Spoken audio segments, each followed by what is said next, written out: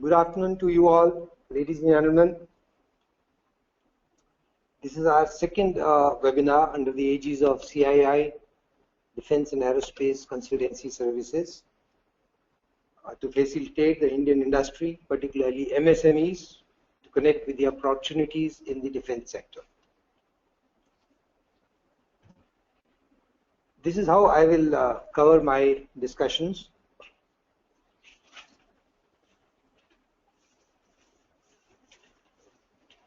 I'll address the salient features of DPP 2016, the policy initiatives of the Ministry of Defense, and the changed opportunity landscape in the defense sector.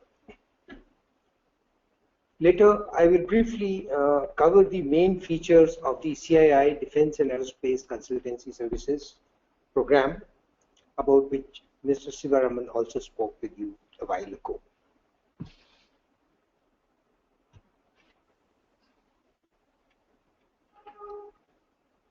With the Make in India initiative of the Government of India in the backdrop, MOD has already taken a number of policy initiatives to facilitate and enhance participation of Indian industry in the defense sector. New FDI policy, rationalized list of defense items requiring industrial license, export strategy, granting ERV to all industries for all categories of acquisition in defense are few major initiatives of the MOD. MOD has also promulgated DPP 2016, which too has many enabling features for Indian industry. My endeavor will be to try and bring out the aspects that will actually greatly help the Indian industry in the defense sector.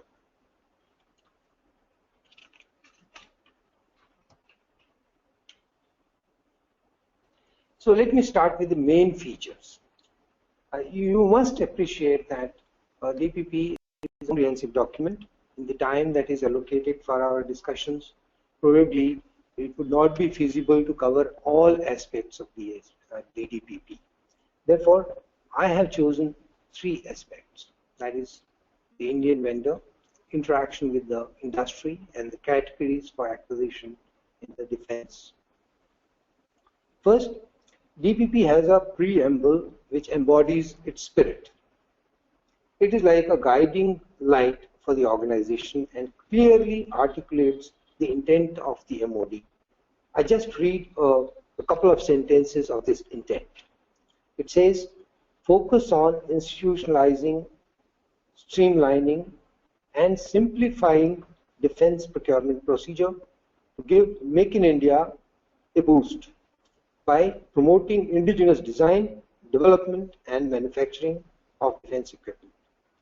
It seeks to increase participation of Indian industry in programs under Make procedure and also seeks to enhance the role of MSMEs. This indeed is a very clear statement of MOD's intent, and it has been welcomed by all members of the industry across the board.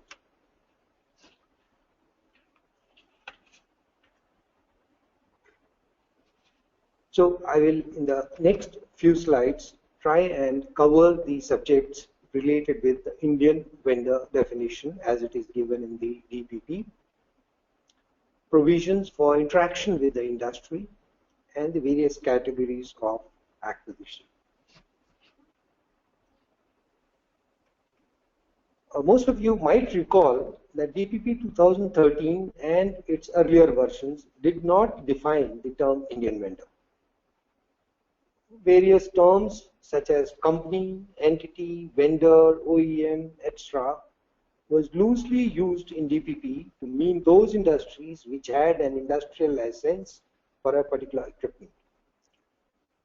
However, list of items requiring industrial license itself has been rationalized greatly in the interim period.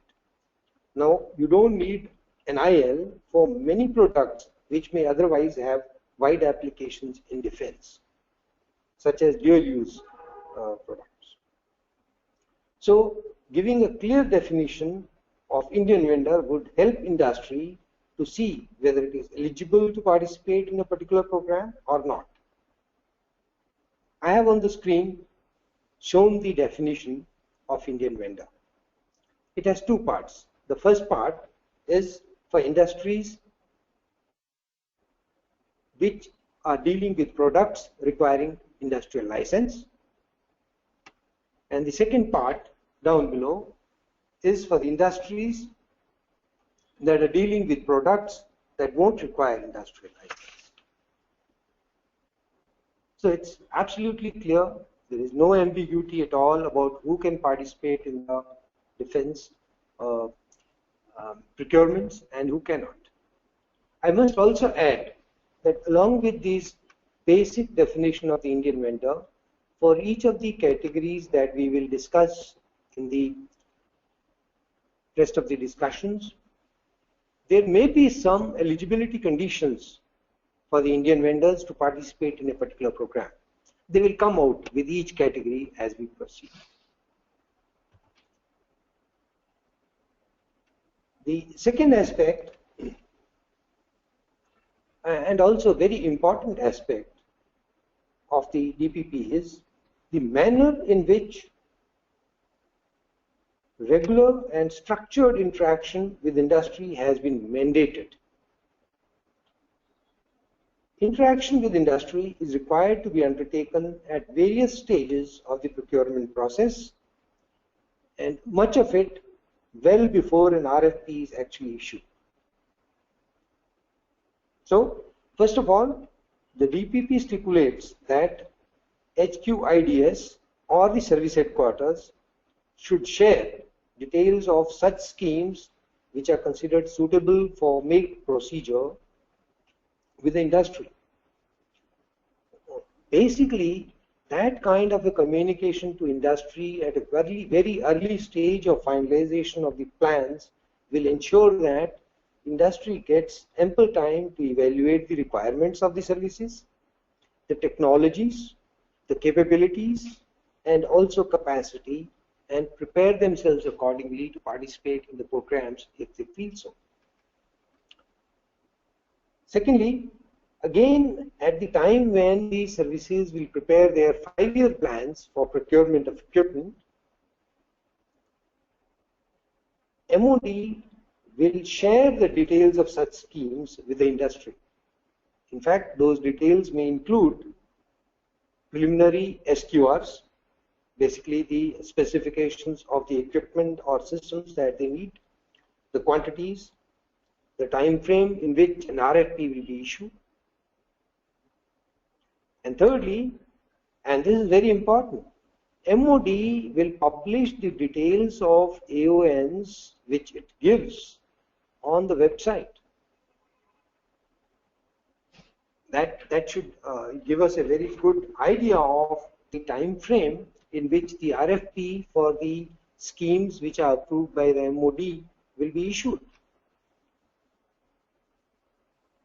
The additional feature of this provision is that when the AON is published on the website of the MOD, in case there is a vendor who had not participated in the RFI but now feels that he has the necessary equipment and the capability to deliver that equipment, he can show interest for receiving RFP and submission of bid. Otherwise, normally, thus far, as per the DPP 2013, if you had not participated in the RFI, you would not have been eligible to receive the RFP at all. I also want to highlight that these interactions which are just listed out on this slide are in addition to the interactions which take place at the RFI stage or the pre-categorization stage in DPP 2013.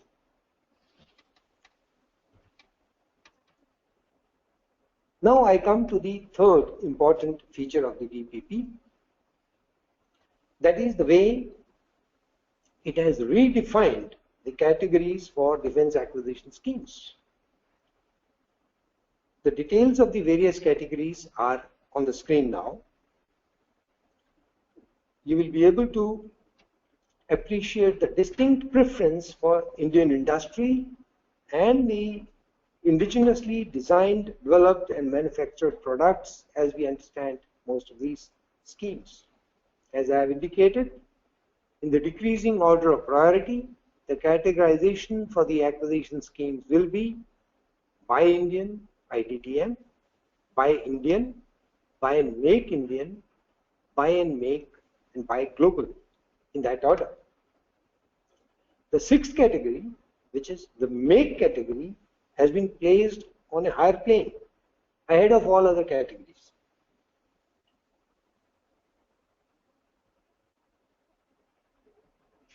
Because what the DPP has envisaged is that all such schemes which are amenable to make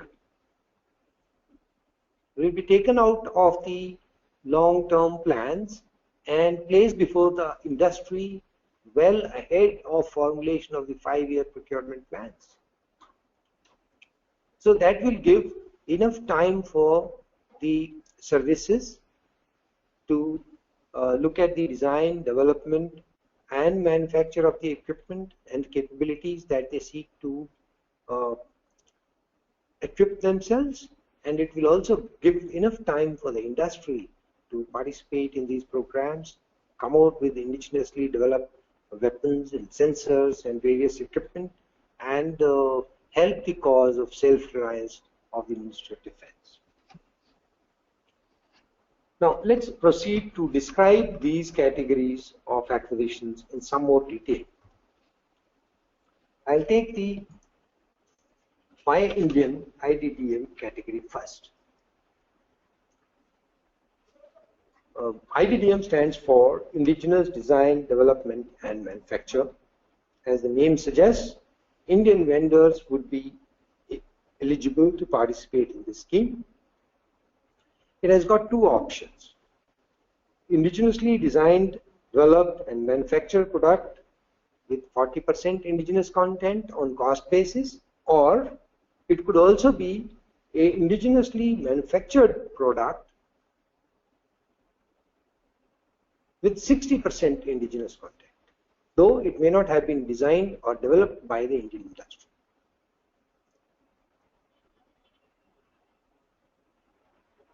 Of course, one has to achieve certain level of matching indigenous content in other components of the scheme, that is spare parts and special equipment, tests and tools, test chips and tools, etc.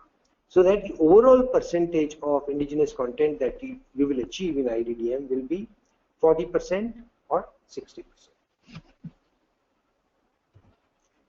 The next category is Buy Indian. This is also for the Indian vendors. It is almost on the same lines as it was in DPP 2013, except that the minimum indigenous content requirement has been raised to 40%. Again, the same level of indigenous content will also have to be achieved in the list of spares that may be supplied along with the equipment, maintenance tools and special test equipment, and any other material that goes with the scheme's deliverables. The third category is Buy and Make Indian. Again, RFP is issued to the Indian vendors who may have technical collaboration with the foreign OEMs for transfer of technology. But therefore, the Indian industry here will have to essentially tie up with the foreign OEMs for technology, the range, depth, and scope of which would have been given in the RFP. And mostly, it is as per the advice of the DRDO and the production agencies. The indigenous content requirements in this category have been placed at 50% of the make portion of the contract value. Now, this is the subtle change from the DPP 2013, so that the Buy and Make Indian category also permits certain portion of the quantities to be delivered in the fully formed condition by the foreign OEM, and subsequently you could adopt a plan of SKD, CKD route kind of indigenous development or indigenous manufacture method.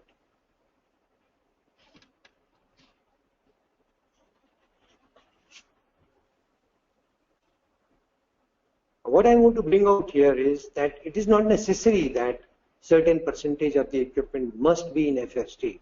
It will be decided by the user service and the Ministry of Defense at the time of giving the approval for the scheme.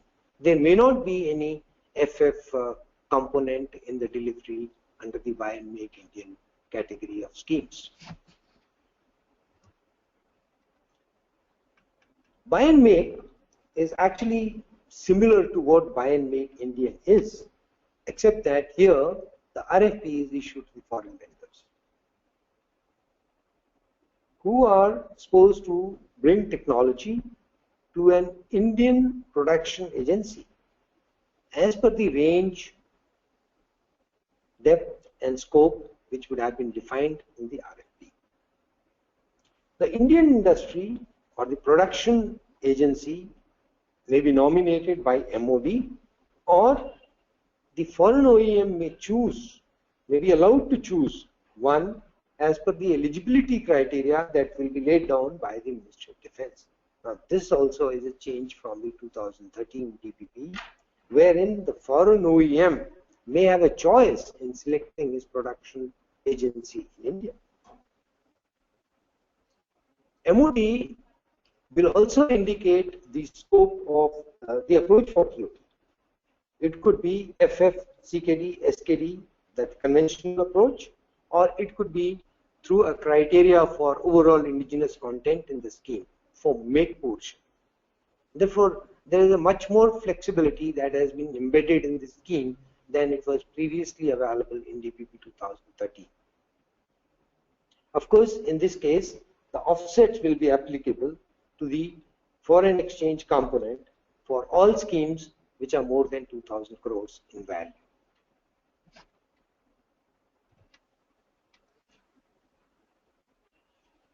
The last category is buy global. It is almost same as it was in DPP 2013 as far as its operation is concerned. Therefore, we are looking at MOD doing an outright purchase of equipment which may include maintenance TOT to an Indian agency. The RFP can be issued to all, that is foreign as well as the Indian vendors. However, the catch is that for Indian vendors, if the Indian indigenous content is less than 30%, then the offsets will be applicable on the foreign exchange component of contract value, and for the foreign OEMs, offsets will become applicable for 30% of the contract value in case the AON cost of the scheme exceeds 2,000 crores. So the change is that instead of 300 crores for which offsets were applicable earlier, now the threshold value has been raised to 2,000 crores.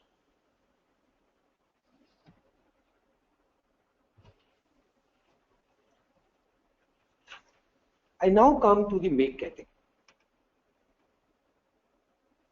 There have been a lot of changes that have been made in the procedure, make procedure, which was given in DPP 2013. First of all, the scope of make procedure itself has been enlarged. It now includes indigenous design development of not just major equipment, but its sub-assemblies and major components as well as upgrades, which can be undertaken by the Indian industry or DRDO or ordnance factories. So the scheme is no longer restricted to high technology complex systems as was stipulated in 2013 DPP. Of course, as earlier, only Indian vendors, eligibility conditions for whom will be given in the appendix to the chapter 3 of DPP will be eligible to participate in this program. I would like to add that if you recall, on March 28th, when the DPP 2016 was promulgated, it was announced that the annexures and the appendices and the schedule for RFP, etc., will be uploaded by the Ministry of Defense in a couple of weeks. Unfortunately, as on today, they are not there on the ministry's website, and therefore, as and when they will come, you should be able to access it so that you know exactly all the eligibility criteria that the Indian vendors will have to fulfill to participate in various state programs.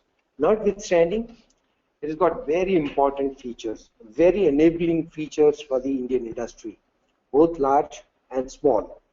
And let me see how.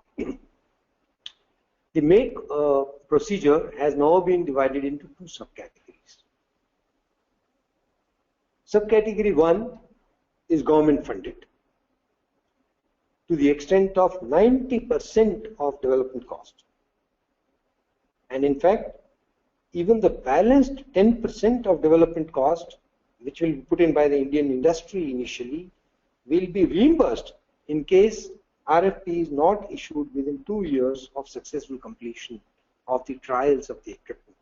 And that's powerful because it amounts to actually 100% funding of the design and development of new equipment by the Ministry of Defense. Now, there's another feature of subcategory 1, which is for the MSME. All projects where the estimated cost of prototype development phase is less than 10 crores will be first earmarked for the MSME only. Only in case MSMEs do not come forward to participate in the program will the scheme be opened to other industry, that is bigger industries. So in a way, it empowers the MSME for taking part in programs for indigenous design and development, which DPP 2013 had restricted, in the sense that the criteria, eligibility criteria, which was relating to the net worth and turnover, etc., did not allow actually MSMEs to participate in the MAKE programs as per DPP 2013. The second subcategory of MAKE is industry funded. It's being called subcategory MAKE 2 in the DPP. Now, basically, we are looking at programs which are to be industry funded, and they will pertain to design and development of some minor platforms, systems, subsystems, parts, and upgrades thereof using readily available commercial, military, or dual-use technologies. In fact, the DPP states that import substitution will be key focus of this subcategory.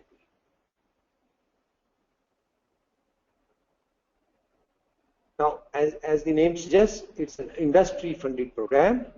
However, if an RFP for the equipment is not issued within 2 years from the date of successful completion of prototype development, then the development agencies, that is participating industries, will be entitled for 100% reimbursement of the development cost. So in a way, this subcategory is also very facilitating, because either you are being given assurance of orders or assurance of permission to participate in the ongoing programs, or reimbursement of the development cost for the industry. Again, under this subcategory, the projects where the prototype development cost is estimated to be less than ₹3 crores will be first earmarked for the MSME, and only in case MSMEs do not come forward and participate will the scheme be open to the bigger industries.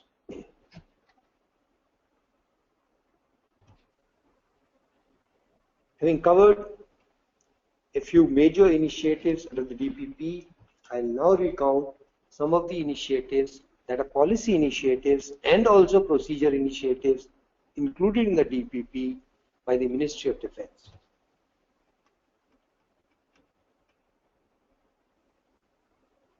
I've listed them on this slide. The industrial license is now applicable only for major critical defense products. Almost, I believe, 60% of the original items on the IL have been removed. That means industry is free to choose products, components, parts, dual-use technologies without actually having an IL. Not only that, I'm sure you are following what comes out in the policies on the MOD's website.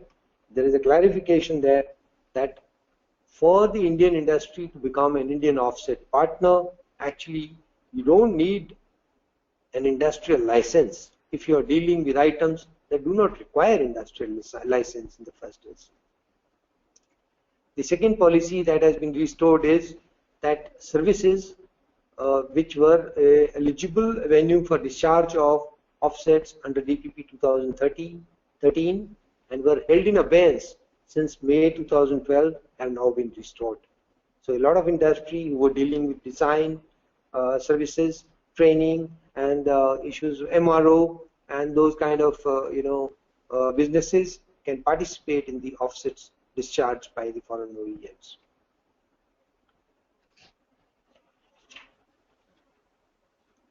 Appreciating that the size of domestic defense goods, defense sector, defense industry may not be enough to spur investments in the sector, MOD has already promulgated a defense export strategy because it is realized that export plus the domestic demand will make sure that scale is enough for industry to make investments and take on manufacturing alongside design and development of the defense products. They have also issued a guideline which is called the Standard Operating Procedure for issue of no objection certificate for exports. It's available on the MOD's website.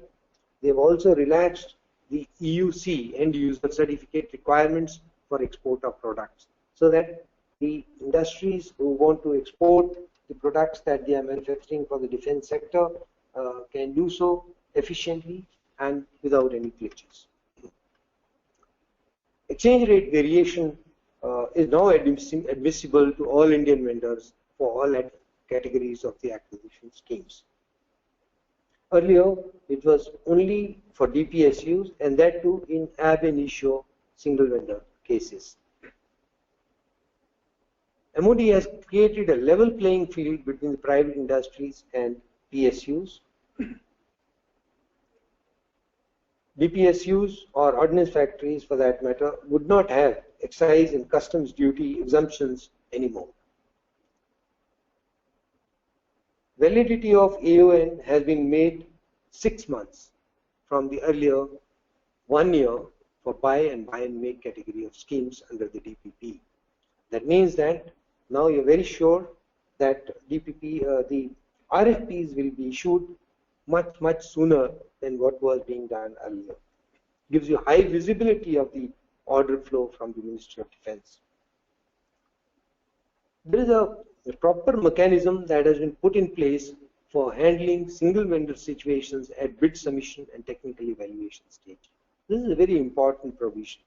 See, earlier you submitted a bid and you went through whole process of bid evaluation and then technical evaluation, which takes almost a year and a half time. And at that stage, if there was a single vendor situation, the MOD just quietly retracted their RFP. That does no good. There have been provisions that have been made now in the DPP which will allow such situations to be handled, and bids received in such situations will be processed as long as it is realized that changing SQRs, etc. is not going to make any difference in the number of vendors who can participate in that particular scheme.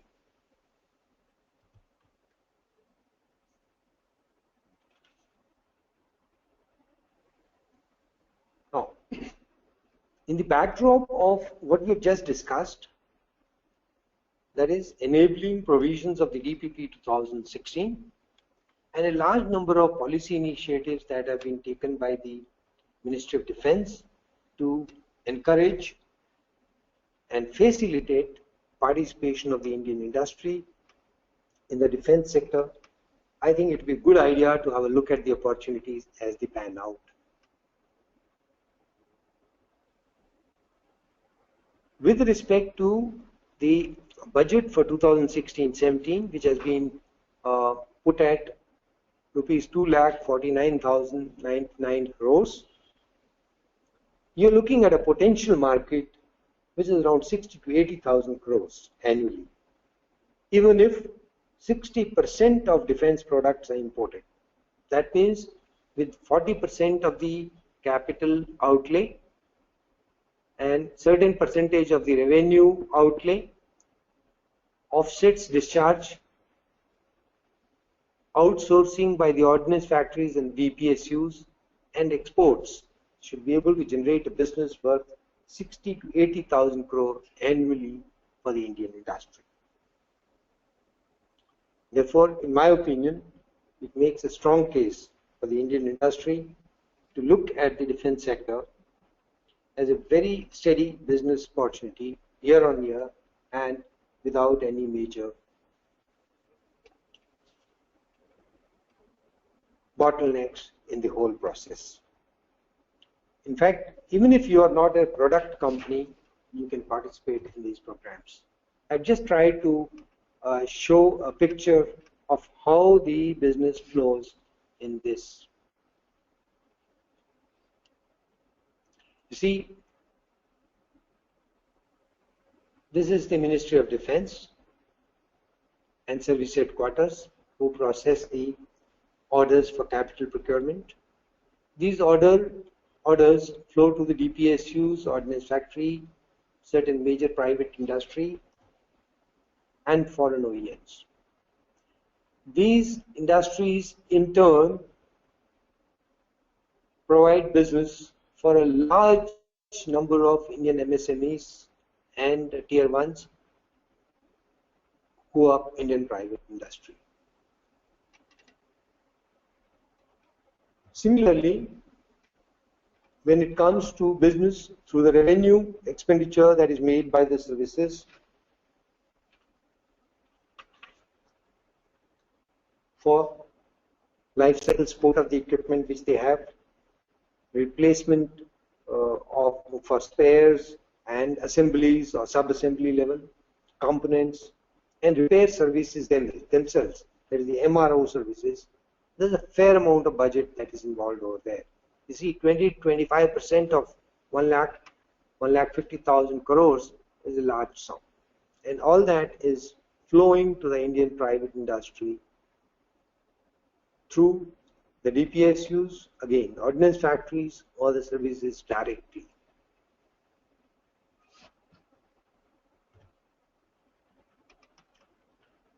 Having covered the opportunities in the defense sector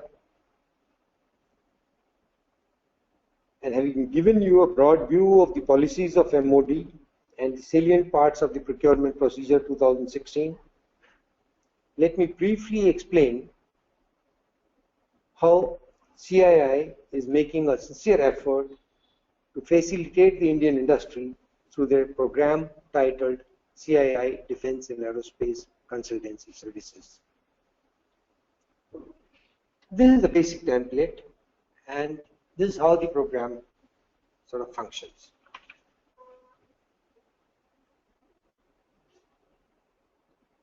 It works like this. In phase 1, the companies that give mandate to the CII to participate in this program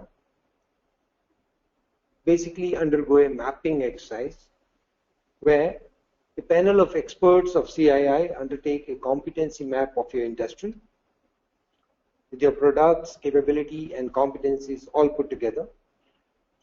They prepare metrics of opportunities in the defense sector which are specifically tailored to your competencies and capacities. And therefore, those opportunities are very readily accessible by your industry. That means as long as you can achieve registration with the entities who are providing those opportunities, you can probably start to bid for those opportunities immediately.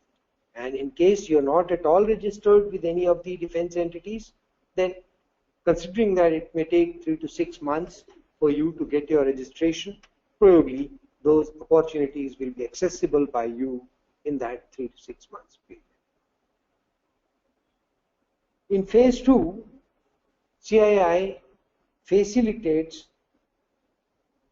your company's visibility to the global defense OEMs so that you can get connected to the global supply chain in defense. You will hear more about this part of the program from the second speaker in the second session of this webinar.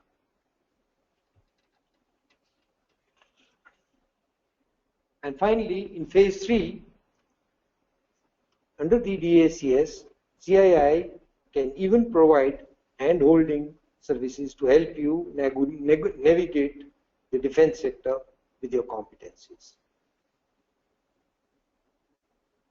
Essentially, they will prepare an advisory for the company to enter the defense sector. They will specifically list down the opportunities for which are given by the defense services or the DPSUs or the industry at large at system, subsystem or the component levels. And that advisory will also cover the offset opportunities that various OEMs will bring to the table. And I can tell you that as a participant and a member of the panel of experts on this program, in my opinion, this is being offered to the Indian industry at a very, very nominal and affordable fee. With that, ladies and gentlemen, I am done, and I have given the coordinator's email ID extra on the screen, so that should you have any more questions after this webinar, you may please contact him. Thank you once again, and I hand over the mic to Mr. Sivaraman to take on from here. Thank you very much. I will go through my presentation concerning the global defense aid supply integration. First of all, I would like to summarize that it was a very nice presentation of the DPP's 2016 changes that they are coming in the picture. I am very pleased to see this evolve of the Indian offsets that takes into consideration more and more the MSMEs and the SMEs in India, which is really a very powerful tool for the local defense industry. It is really a great benefit for India to have such a big power in the SMEs and the MSMEs, that they will give a lot of advantages in the future in order to produce defense equipment in high standards, faster, and with a very competitive costing. So what I will try to explain you in a short time, because I assume you're already tired, is how to get this power of the SMEs and the MSMEs and try to get a part of the international market, integrating into the international supply chain, using offsets as a very nice tool, combined with the specific definitions and the guidelines of the DPP 2016. As you already know, Aerospace Venture is a company that works for the past 25 years in offsets all over the world. We have our offices, our head of the offices is in Chug. We have operating offices in Athens, in Greece. We have a big office in UAE, in Abu Dhabi, that we are taking care of the Middle East activities. We have also in Far East, located in Singapore, that we are working on taking care of the offset business that we have in Far East. And of course, we have a very good cooperation with CII that initiates our activities in the Indian market. Let's go a little bit on the core of the the discussion today is what are the main fundamentals that you need to follow in order to install your defense industry into the international supply chain. First of all, you need to have an industry. Not the industry that you believe that you have, but the actual industry that can really support high-tech research and development in defense, as well as manufacturing activities. This industry needs to work internationally. This means that you have to be competitive. What means you have to be competitive? This means that you have to provide products on the right quality, on the right technological level standards, and of course you need to compete on the right prices. You need to produce and to be cost competitive in the quality that this is defined in the actual defense market. Aerospace and defense, and I will put also aerospace, putting emphasis also in space activity, because you know that space is coming more and more active in the international market. You have seen that we expect to have a big booming in the space activities for the next year. And since space is also related with the defense activities, and this is a very expensive market, it gives a lot of opportunity for trying to integrate your supplying mechanism into the new popping up market that needs more quality, but it brings also more revenues. How you do this? Normally you use two tools. You have at your hand two tools. First of all is to have international presence, meaning that a lot of companies, they are opening up offices or building partnerships or trying to become active in various markets. This needs a lot of money and this is costly. It's not sometimes very easy to maintain offices overseas in the States, in Europe, also in Far East. So then most of the companies are shifting to the next option, which is integrate into the online international platforms that provides to you exposure into the big players that they are running what we call the aviation sourcing industry and the defense sourcing industry into a more general term. I will talk a little bit about these platforms and I will spend more time about Exostat, that you will hear more from us, and it's going to be a part of the cooperation that we are building together with CII to support the local Indian industry. So what you have to do is to integrate your industry into the international supply chain and keep running, keep being part of this specific game. How you do this? By invest and keep investing on innovation and sustain your market leads, meaning that as soon as you get your access into the international supply chain, you have to put all your emphasis inside there in order to keep your position in the market. And of course, a very powerful tool, you heard also about this in the previous discussion, is offsets. So what offsets can get you? First of all, can help you to do the investment in order to start getting your part into the local defense manufacturing procedure, to use this investment in order to get contracts and go abroad. How to do this? By using the offset tools in order to get exports. And as soon as you get this information and this tool, you can use the offsets in order to sell abroad.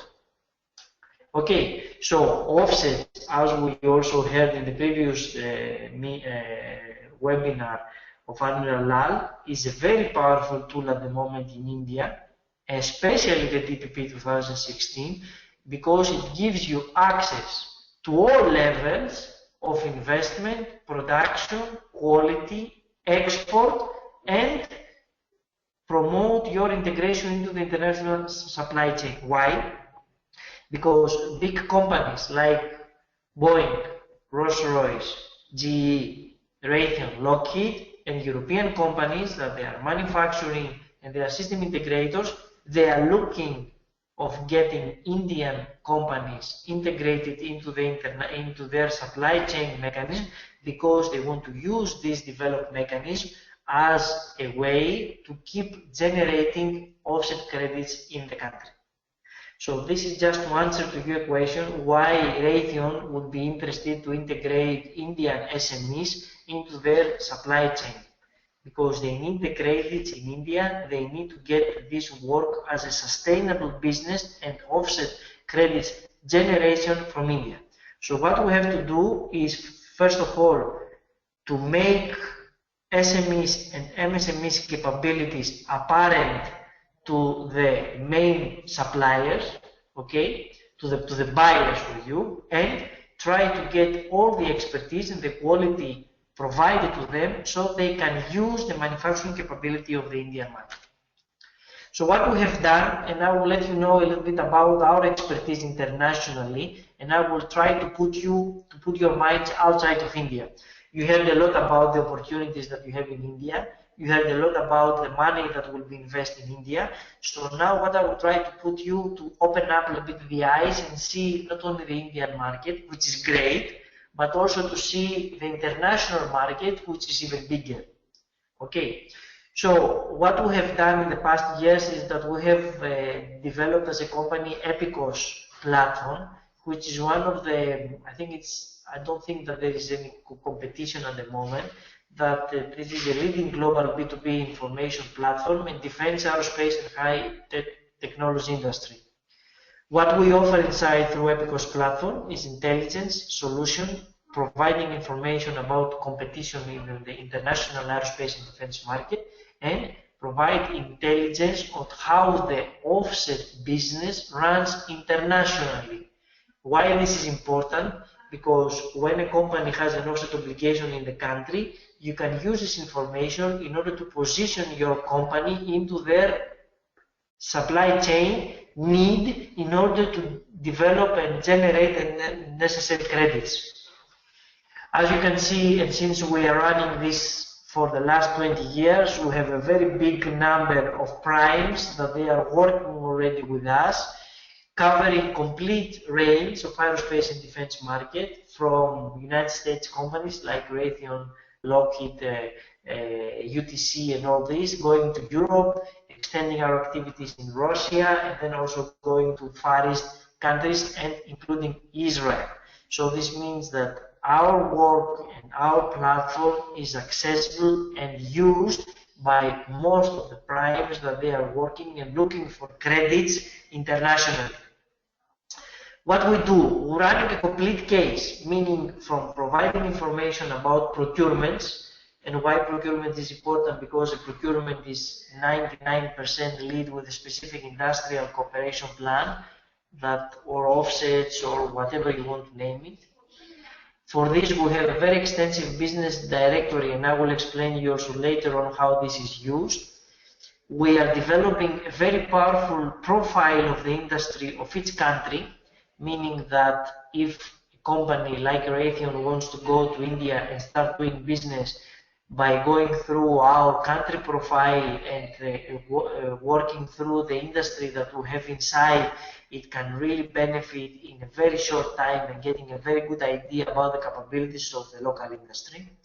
We have news that they are coming every day, and news is really a force of leading the local and the international aerospace and defense market.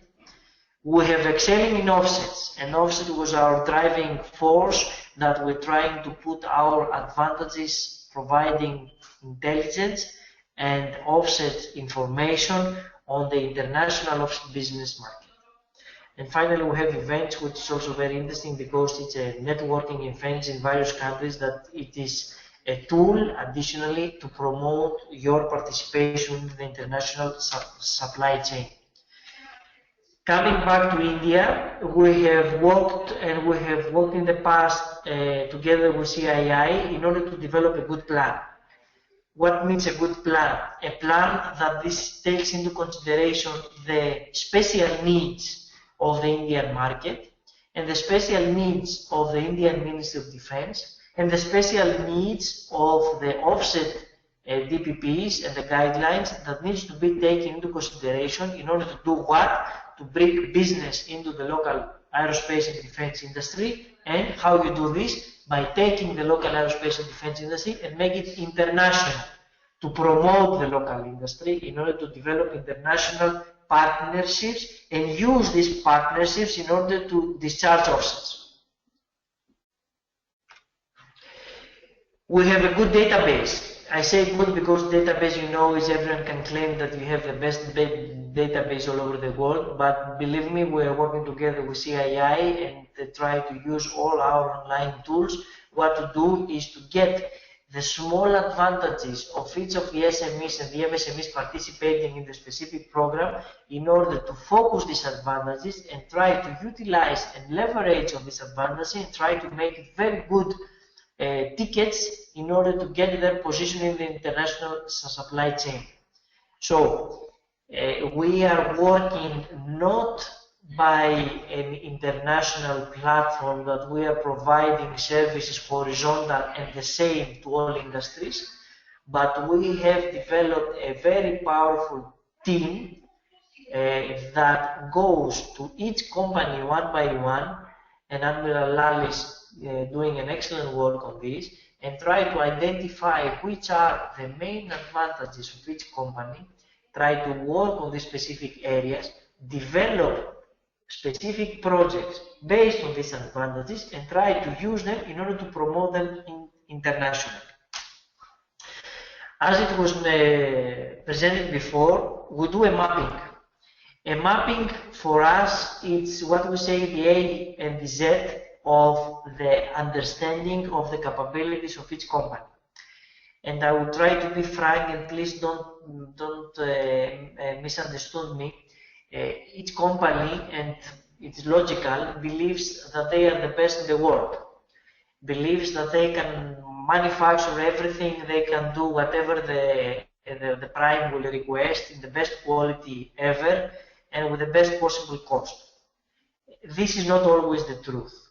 So what we are trying to develop through a basic and in-depth mapping is to give to each company a picture that an outside observer is getting from their presentation, the capabilities of the local of their company, manufacturing, quality, products, position in the market, activities, export, business development teams, everything that gives a picture. Not the picture that they believe that they have, but the picture that they put outside into the international market.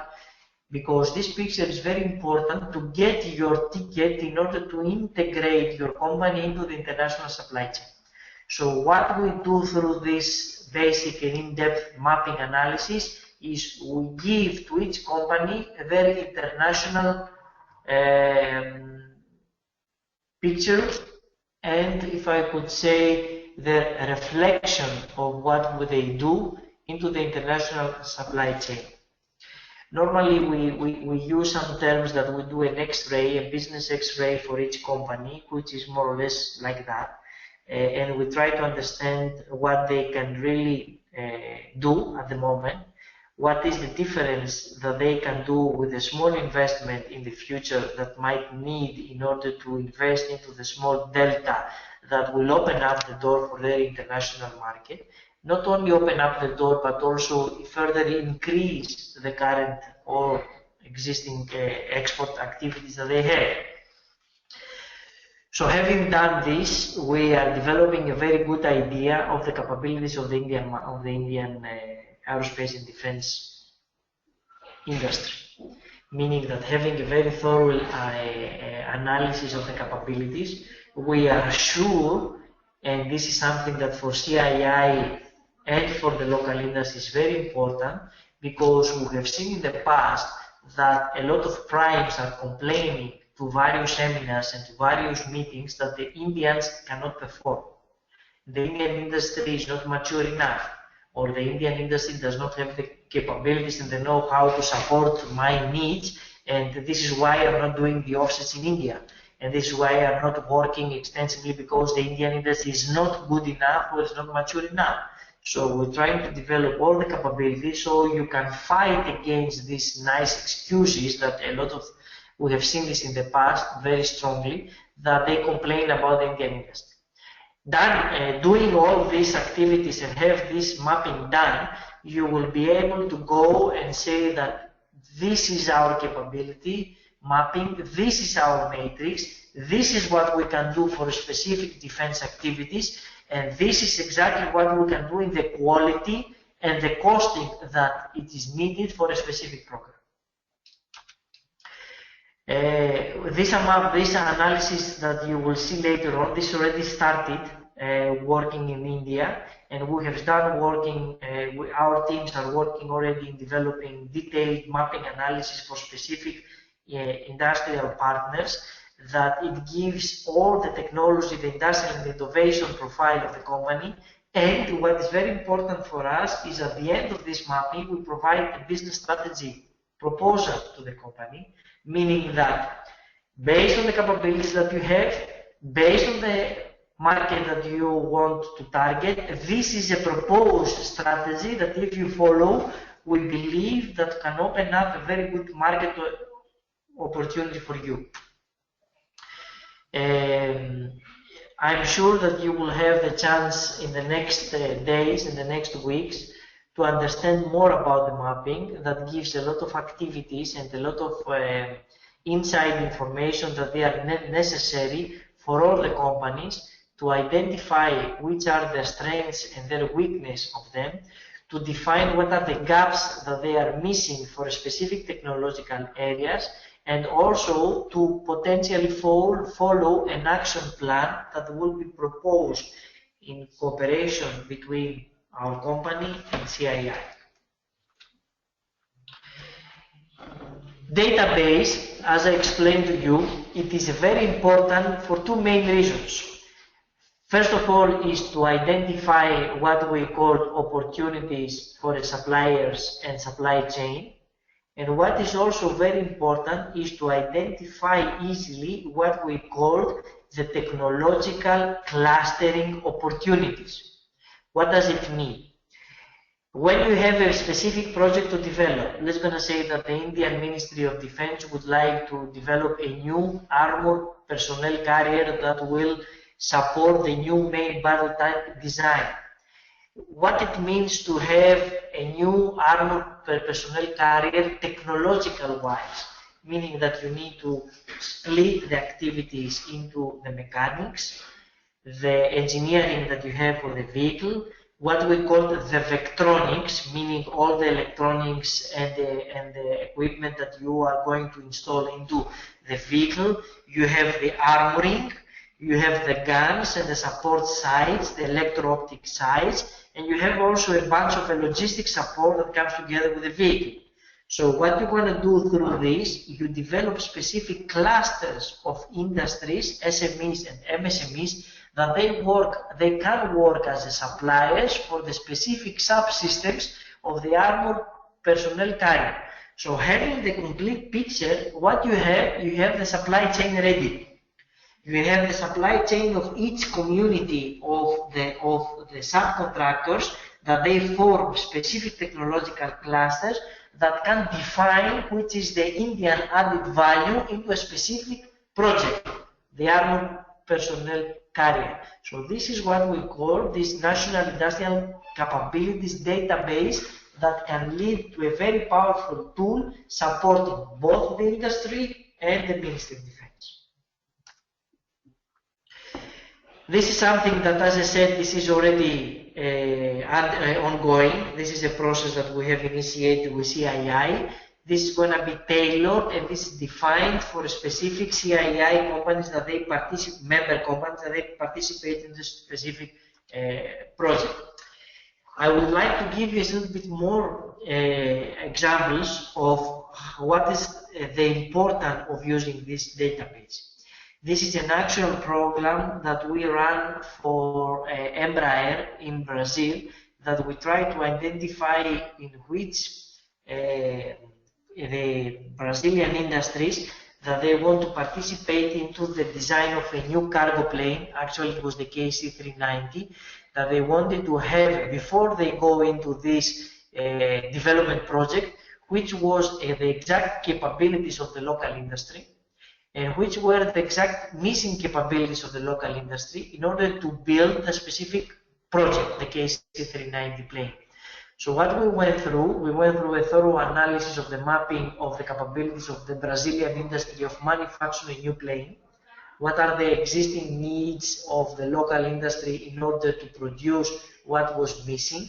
And these missing capabilities was a very key information for the local government to define the strategy requested for offsets for a specific program for developing a new R&D activity. So to give you an idea, this is not only theory, that this is something that works very nicely and provides a very good tool to the local Ministry of Defense and to the industry. The same has been used for a specific development needs, not only for the design of the specific plane, but also of the design of the specific sub-elements of a bigger project. So this means that this analysis, it provides the capabilities mapping of the existing industry. It gives the areas that the research and development investment are necessary in order to support the local industry to develop the missing parts. It is used as a tool in order to identify the preferable international partners that they are missing for this design. For example, you want to use international partnerships for the engines and the undercarriage system for the cargo plane. You go outside in the market, you use these tools, you identify which are the capabilities of your local industry, you define the offset technological elements that you are missing and you need investment, and by the end, you have the whole business model of the project that you want to build. Supporting the local industry, using the offsets as a tool in order to give you the missing R&D capabilities, and providing the necessary partnerships in order to support your plan by minimizing your risk that you have in the investment. For that time was to develop the complete plane. And by the way, the plane is now flying as a prototype, and they are proposed internationally for international markets. The business director is something that you will feel very soon, because we will going to launch in cooperation with CII the National Industry Portal for India, that we will use all this know-how in order to promote the international supply chain integration of the local aerospace and defense industry.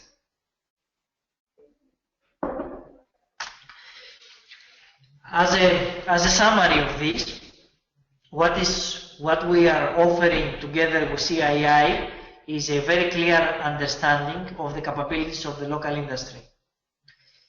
This is going through the mapping, as we said. We are trying to use this in order to provide a strong global presence for this, meaning that using our international capabilities, knowledge and presence, we are going to support your expansion of your activities in the international expansion from India to the world, and to identify what is really missing at the moment in order to use the offset tools for research and development purposes, and develop and prepare, let's go to say, the industry to get more of the international sourcing market by investing in new technology and innovation. We talk a little about international expansion and how to use the existing tools, sourcing tools, in order to get your company and your products into the supply chain of the giants of aerospace and defense market.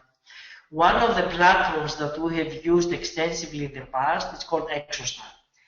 Which of you don't know, ExoStar is a platform that has been developed initially 10 years ago by Lockheed, Raytheon, Rolls-Royce, and BAE and Boeing as a horizontal web-based platform that these companies decided to use as a platform to source everything, from even small screws and board up to composite parts for their design planes. As you can see, this platform has been extended rapidly. We have more companies, mainly from the United States, using it, like Hewlett-Packard, Harris, Rockwell Collins, Allison for the engine, as well as GE, as well as companies coming from Far East, like Mitsubishi, that they are currently using this platform in order to source their equipment. So what we are trying to do, and this is the scope of the portion of this program that we are cooperating with CII, is that we will select a number of Indian SMEs and MSMEs, and we will provide to them access to ExoStar sourcing platform, and we will advertise this participation to these companies that they are using this platform in order to source their equipment. As it was presented before, this program is quite revolutionary for India, because we are not talking about consulting only. We are talking really hands-on, trying to understand what the local industry can do, trying to support the local industry, how they can maximize their benefits, trying to guide the local industry, tailor for each company how to gain access into the international supply chain, and of course, how to use ExoStar and our services to become international players on that. Offsets, as you can all understand, is a very powerful tool in order to implement this strategy, and we are using our experience that we have in order to support everyone that participates in the program to get advantage of the opportunity through offsets and get their portion into the international supply chain. So what we're trying to do is to promote the participation of the local Indian industry into the international networks, to increase the customer reach. Either we do it by our own network or we do it through international platforms like the ExoStar. We support the development of a new business strategy, of course using always the offset opportunities. Our target is to expand the export activities of the Indian industry, enhance the level of technology by taking into account the new tools coming from the offset R&D activities, and increase all of this by increasing the participation through the offset business opportunities, not only in India, but most important, into the international level. So this is in a nutshell what I was trying to explain to you, that the international aerospace and defense market is booming. The local Indian Ministry of Defense expenditure is rising. This means a big number of opportunities for the Indian SMEs and MSMEs in the local supply chain and to the international supply chain. So what we're trying to do is to help you to run fast into these two markets.